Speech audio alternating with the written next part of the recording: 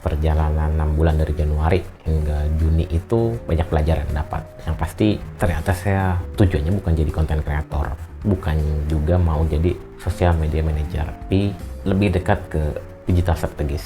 Atau mungkin saat ini yang sering saya keluarkan statement ke beberapa teman dan beberapa klien saya adalah Digital Growth Pattern, DGP. Nah, gimana prosesnya? Yuk kita simak. Jadi nih, awal mulanya itu kan di bulan Januari coba untuk masuk ke dunia digital. Karena dengan dunia digital itu kan minim untuk mobilisasi ya. Jadi dengan digital itu ya udah yang memang bergerak itu hanya file, hanya nominalnya gitu kan. Jadi untuk masalah orangnya bisa tetap di satu tempat yang kita bisa atur sesuka kita. Mulai seperti itu, kemudian dari mulai bikin YouTube, harapannya dapat AdSense, tapi ternyata jumlah jam tayangnya tidak seperti diharapkan. Kemudian coba lagi bikin channel lain di YouTube, namun tidak semudah yang digambarkan. Kemudian coba ikut free class ya, jadi untuk coba nih siapa tuh bisa kerja remote working. Ternyata beberapa profesi yang dibutuhkan atau demandnya tinggi itu social media manager.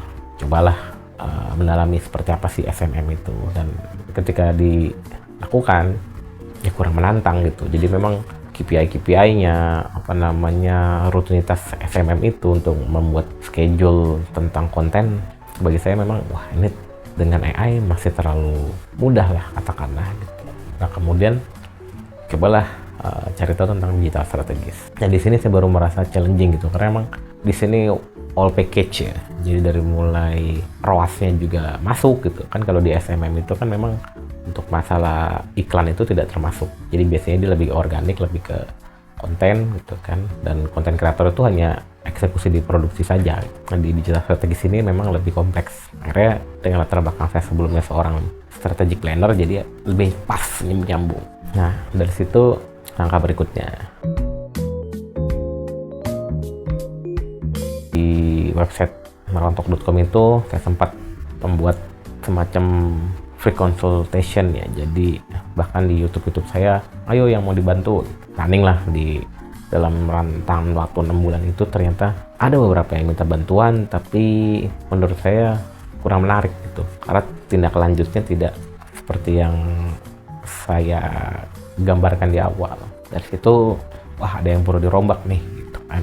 Akhirnya yang saya lakukan itu dalam rentang 6 bulan saya coba untuk tawarkan ke teman-teman terdekat, mau nggak saya bantu nih digitalnya. Ini running sekitar 3 atau 4 bulan, kita cek progresnya gitu, dan dimulailah perjalanan menjadi digital growth pattern itu.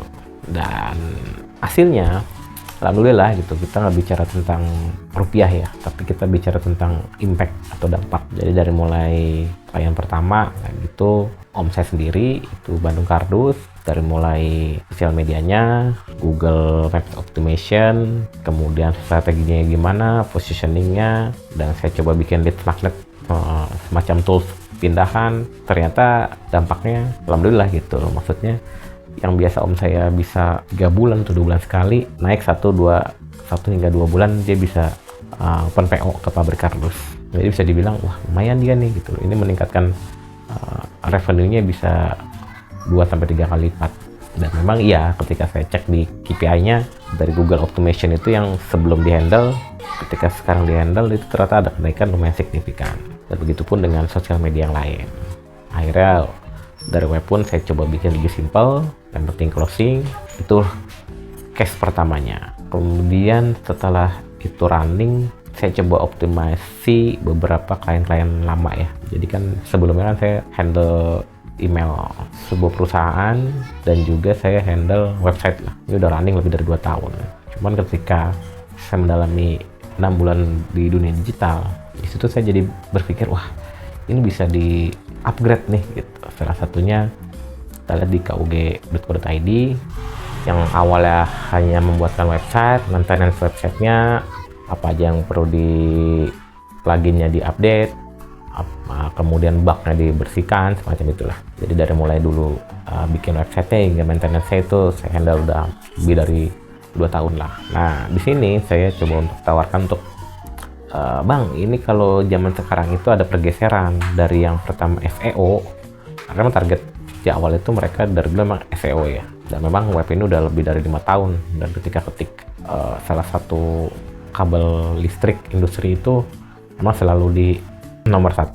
Nah, kemudian saya bilang ada namanya AEO, Asking Engine Automation. Apaan tuh gitu? Nah, saya terangkan lah. Jadi orang ada namanya behavior netizen itu berubah dari yang awalnya searching, sekarang tuh asking. Jadi mereka bertanya ke ChatGPT, ke Gemini, ke Claude gitu, bahwa apa sih distributor kabel listrik Raicam itu di Indonesia siapa gitu, dan itu perusahaan bank nih harus muncul gitu kan. Nah, singkat cerita caranya gimana gitu, kita coba tes drive deh gitu 2 bulan 3 bulan ke depan. Oke, akhirnya mulailah dioptimasi.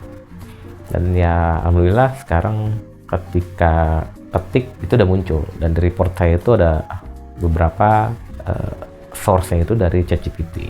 Jadi memang saya standarisasinya memang selalu membuat report tiap bulan ke beberapa klien ya. Jadi tahuan nih gitu loh, istilahnya datanya itu valid, nggak cuma asumsi atau narasi saja. Nah, itu customer kedua bahkan customer berikutnya itu yang memang saya handle di email, itu websitenya saya rombak agar lebih simple, ringan, dan AEO-nya bisa tetap berjalan. Dan kemudian dari sini saya coba untuk fokuskan ke brand-brand internal saya lah. Ya coba saya kumpulkan, ditambah lagi hosting itu lagi naik kan, tahu sendiri berkali-kali lipat gitu. Akhirnya saya coba kompres jadi satu tempat, marwantok.com. Saya bagi ke KRDS, saya bagi ke tanaman saya, dan juga saya bagi ke jual yang bisa dijual. Nah, di jual yang bisa dijual ini sebenarnya ini keisengan saya aja sih, karena setelah 6 bulan running itu saya jadi mikir ada beberapa revenue-nya yang bisa diangkat. Salah satunya adalah affiliate. Afiliator itu kan lumayan jadi satu profesi baru yang lumayan di mana-mana tuh booming lah. Dan ketika saya lihat di beberapa platformnya itu tetap bottleneck-nya ada di marketplace. Jadi kamu misalnya pakai link ID gitu loh, Agus Leo itu kan masih oke lah gitu loh, produk dalam negeri. Tapi ketika sudah dibuka itunya, kebanyakan nyambungnya ke Shopee, Tokopedia gitu kan. Jadi wah, ini nyambungnya ke raksasa juga gitu. Karena emang di lapangan raksasa ini kita susah untuk membuat ruang geraknya ya. Kecuali memang produk kamu digital, itu mungkin bisa langsung di platform link ID ini. Nah, balik lagi ke affiliate. Akhirnya saya bikinlah jual yang bisa dijual ini. Saya coba kumpulkan beberapa teman yang punya barang bekas atau memang barang baru atau bisa apa gitu, itu kumpulkan di situ dan orang bisa langsung transaksi di situ. Itu untuk jual yang bisa dijual. Kemudian kita coba rangkum lah ya. Jadi ternyata lumayan panjang lah bahas seperti ini. Poinnya itu sosial media, kemudian konten, itu sebenarnya cuman part of. Jadi perjalanan saya itu ketika saya coba belajar dan kemudian saya tawarkan ke beberapa orang gitu, mereka bahkan business owner ini banyaknya itu udah semacam trauma atau kapok dengan namanya KPI. Jadi ketika saya jadi SMM nih, wah ntar viewsnya segini, engagementnya begini gitu loh. Dan beberapa business owner ini, ya lah bro, ya udah sekarang berapa lah growth-nya gitu loh. Maksudnya revenue berapa, bisa naikin berapa kali gitu. Selalu pragmatis seperti itu gitu. Jadi mereka mungkin sudah belajar banyak dari vendor-vendor sebelumnya, atau mereka mungkin mengamati perkembangan bisnis yang khususnya di startup itu kan, yang growth-nya tinggi, views-nya tinggi, tapi ternyata ujungnya tutup gitu kan. Jadi KPI itu menurut mereka harus konkret lah. Dari situ saya mikir, oke gitu loh, saya akhirnya bikinlah namanya package, bukan dari KPI digital yang utama, tapi lebih ke revenue bertambah atau efisiensi bisa ditekan. Dua itu sih sebenarnya. Cuman emang package yang saya tawarkan ke beberapa teman ini nggak bisa dijalankan dalam 1-2 bulan. Jadi saya minimal 3 atau 4 bulan. Itu kalau misalnya emang nggak works gimana ya, saya udah bilang di draft agreement itu gitu loh. Apapun resikonya ini kita jabarkan di sini. Balik lagi, jadi sekarang lebih banyak digital yang saya kerjakan itu bukan sekedar KPI atau vanity metrics ya nyebutnya ya, tapi lebih ke revenue langsung atau efisiensi langsung. Berat, lumayan, tapi itu challenging banget lah. Jadi buat kamu nih business owner yang memang pengen tahu atau pengen nyobain gitu, gimana sih supaya digital itu punya impact yang nyata gitu. Bukan cuma sekedar vanity metric, kamu bisa WA atau klik link bio, yang pasti media sosial, konten itu cuma bagian kecil. Dalam bisnis itu yang utama tetap profit. Jadi bagaimana caranya agar sebuah sistem digital itu bukan sekedar angka-angka, tapi berdampak langsung untuk perkembangan profit si perusahaan. Oke, mungkin untuk awal saya mau cerita itu aja.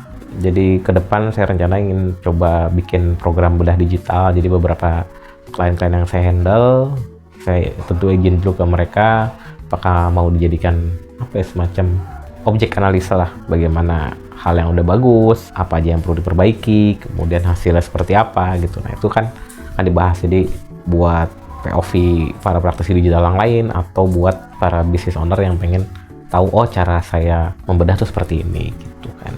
Jadi itu mungkin saat ini, semoga bermanfaat. Jangan lupa subscribe Marotok. Sampai jumpa lagi.